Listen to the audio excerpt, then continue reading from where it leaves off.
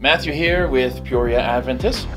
Today we're going to talk about a woman Adventists consider to be a prophet. Ellen G. White, aka Egg White, aka E.G. Dubs, aka Elena Blanco, aka Ellie Jelly, aka Ellen Heart of Gould White, aka Rockface. Too soon? Too soon.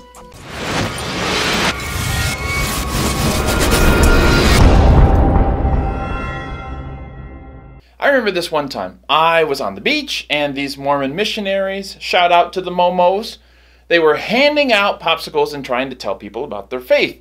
They came up to me and they started their pitch, but I cut them off. I said, "Wait, aren't you that weird church that follows a prophet?" And they looked absolutely terrified because I'm kind of a jerk.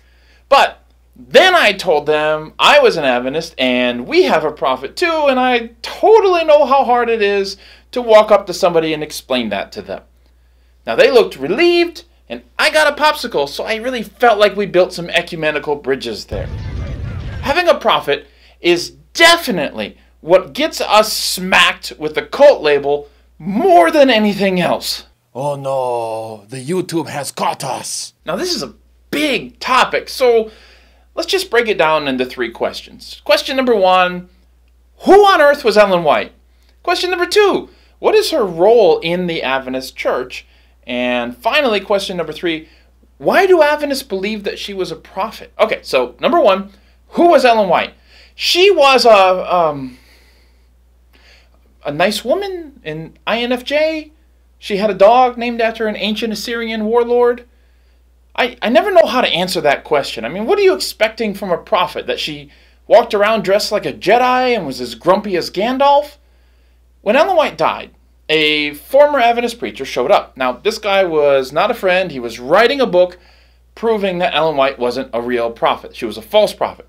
But he came to her funeral, he paid his respects, and he said, "There is a noble Christian woman gone."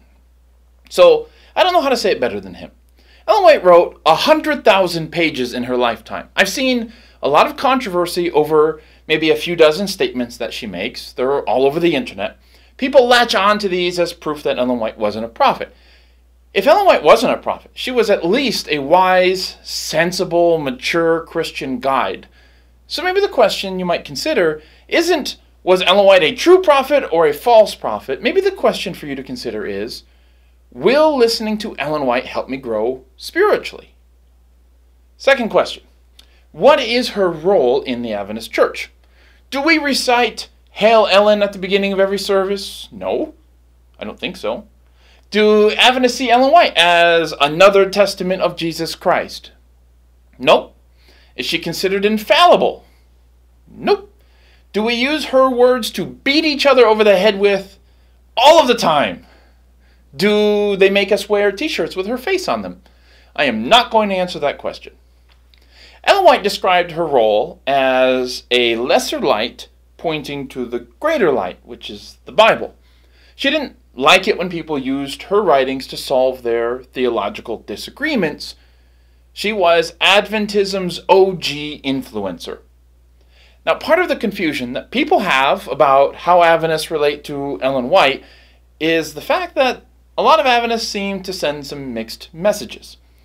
So while Adventists don't believe that Ellen White's writings are on equal footing with the Bible, yet we have one Adventist publisher who prints her comments in a Bible so that Adventists could enjoy her insights as they study. And I totally get how that sends a mixed message.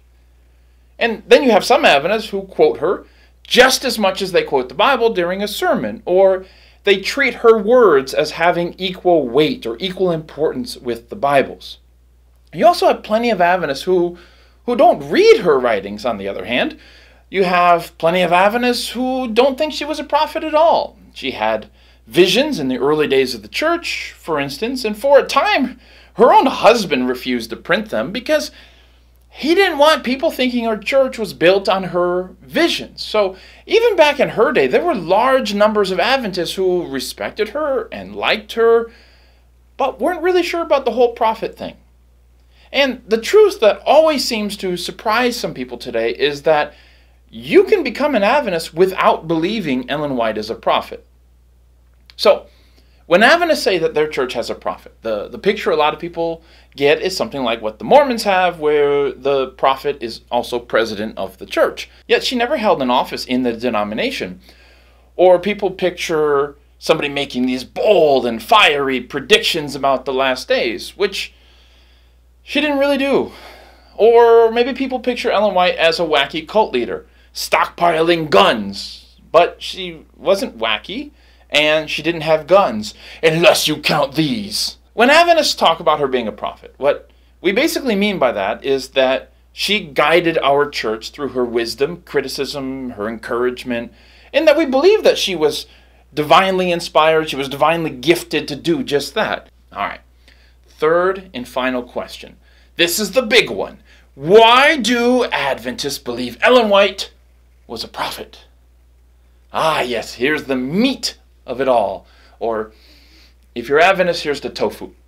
Now, if you're looking for me to give you some incontrovertible proofs that she is a prophet, then prepare to be disappointed. It's an Adventist thing, you'll get used to it. Look, Adventists have had to wrestle with this throughout our entire history. Early on, some people thought she was a prophet because she saw things in vision that nobody else could have known by natural means. Or for other people, it's because they saw her in vision, they noted that she didn't breathe. Or for other people, they thought she was a prophet because her words seemed to come true. And there's a lot of reasons why not every Adventist finds each reason equally persuasive. In fact, every generation of Adventists has had to wrestle with Ellen White and figure out what to do with her. But, as you may have noticed, we're really open to having this conversation. I totally get it. It looks strange in the 21st century to have a prophet. I totally get it. But the best thing that you can do is just read her words for yourself. I mean, pick up the Desire of Ages. It's kind of her narration of the Gospels. Just Google it and you'll find it lying around the internet somewhere. I promise it won't hypnotize you. I promise our crack team of digital evangelists aren't stalking your IP address right now, calling a pastor in for like air support. Like, yeah, we got one on Cherry Street. Better go give him a Bible study right now. Okay? That's not how it works. Whether or not you find yourself agreeing about whether she was a prophet, I think what you will find is that she was in one way, shape, or form inspired. So go ahead and give the old girl a chance and let me know what you think in the comments.